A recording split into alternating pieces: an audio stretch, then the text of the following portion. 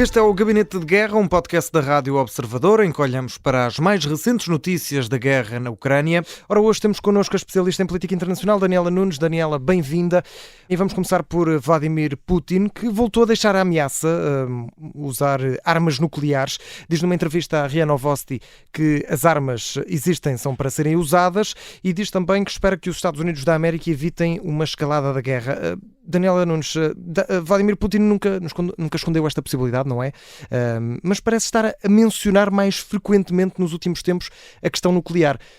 Consegues encontrar algum motivo para esta menção agora mais frequente das armas nucleares de Putin? Viva, André, boa tarde.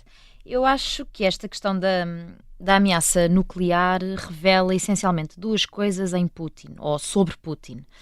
Em primeiro lugar, revela que ele recorre, e como dizias, André, tem recorrido mais frequentemente nos últimos tempos à menção deste tipo de armamento, e ele fala porque sabe que este é o tipo de risco que ninguém quer correr, sabe que é o tipo de guerra que ninguém quer travar e também sabe que é o tipo de ameaça que vai sempre provocar o receio, ou eu diria mesmo o pânico, acerca da possibilidade da Rússia se sentir de tal forma ostracizada que recorra a uma tipologia de armamento, que é nuclear, não é?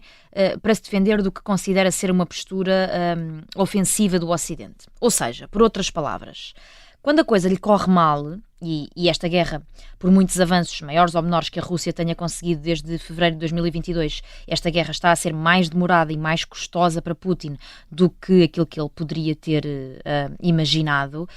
Quando ele tem que enfrentar a frustração associada a este impasse de, afinal de contas, não poder vencer a Ucrânia em 2 ou 3 meses, recorre à ameaça mais fácil, que é, como eu estava a dizer, aquele sabe que vai provocar o medo e que vai agitar o xadrez internacional. Como é evidente, uma guerra nuclear, esperemos que ela nunca aconteça, não é? Mas é um cenário de tal modo catastrófico que dirá, inevitavelmente, respeito ao mundo inteiro e não apenas à Rússia e à Europa, ou à Rússia e aos Estados Unidos. E, portanto, eu diria que por detrás desta narrativa que tem mais ou menos vindo a servir de base confortável para Putin, para quando a Europa e os aliados se provam um osso duro de roer, por detrás deste discurso está na realidade uma certa insegurança acerca da luta que o mundo ocidental está a dar à Rússia, que é uma Rússia imperialista e revisionista, não é?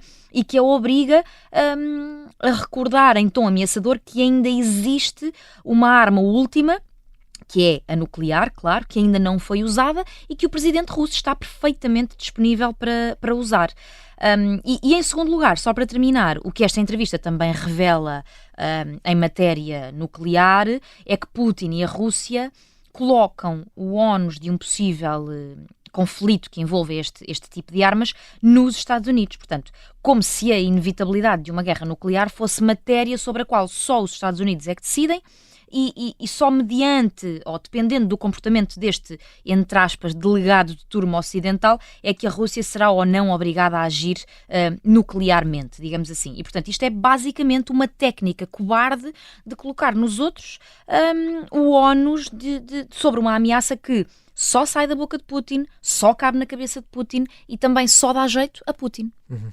E Daniela Nunes, na mesma entrevista, Vladimir Putin diz que a Rússia vai enviar tropas para a fronteira com a Finlândia. Tivemos depois também, entretanto, a resposta do presidente da Finlândia, que deixou um aviso de que a Rússia se está aqui a preparar para um conflito alargado com o Ocidente.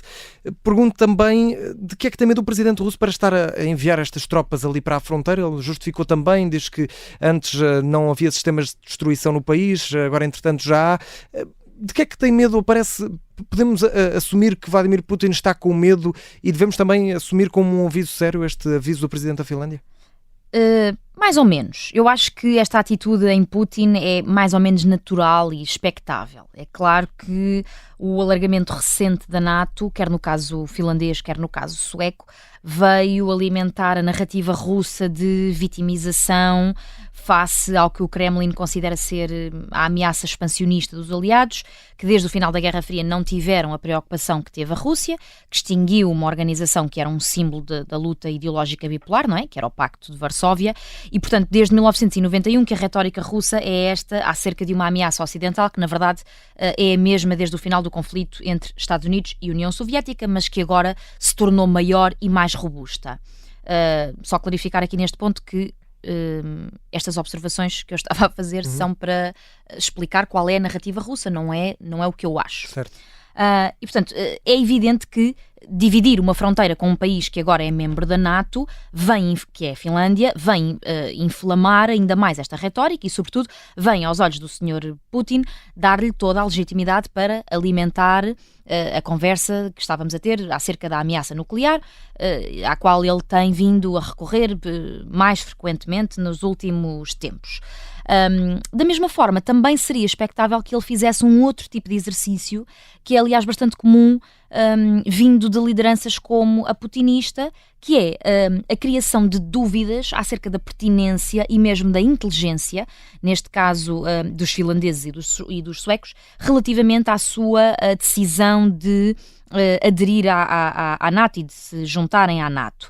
Ele levantou o argumento da insignificância, disse que a adesão sueca e finlandesa se tratava de um passo absolutamente insignificante para os interesses nacionais destes dois países, quando na verdade nós sabemos quão bem pensada terá sido esta opção, quer da parte da Suécia, quer da parte da Finlândia, que representam, ou representavam, aliás, até há muito pouco tempo, duas grandes neutralidades históricas e que agora, obviamente por razões de segurança, preferiram abdicar dessa neutralidade, que eu diria mesmo que podemos considerar como sendo um marco cultural nestes dois países, que preferiram abdicar desse tal marco do que correr o risco de não pertencer a uma comunidade que as acolhe e que as defende perante uma ameaça que é real e que no caso da Finlândia é até uma ameaça vizinha com quem os finlandeses dividem qualquer coisa como 1.300 km de fronteira. Portanto, isto para dizer o quê? Para dizer que a opção de aproximação à Aliança Atlântica foi obviamente pensada para proteger os interesses e as populações sueca e finlandesa e não foi pensada para orquestrar uma invasão à Rússia nem nada que passe pela cabeça do Sr. Putin, que acha que o alargamento da NATO é fruto de uma política expansionista e que não compreende que não é a aliança que está a chamar novos países. São estes novos países que, como a Suécia e como a Finlândia, manifestam interesse em juntar-se à aliança. Assim é que é. O Gabinete de Guerra é um podcast da Rádio Observador, vai para o ar de segunda a sexta, depois do noticiário das 9h30 da manhã. Tem nova edição depois do noticiário das 4 da tarde e está sempre disponível em podcast. Eu sou o André Maia, até uma próxima.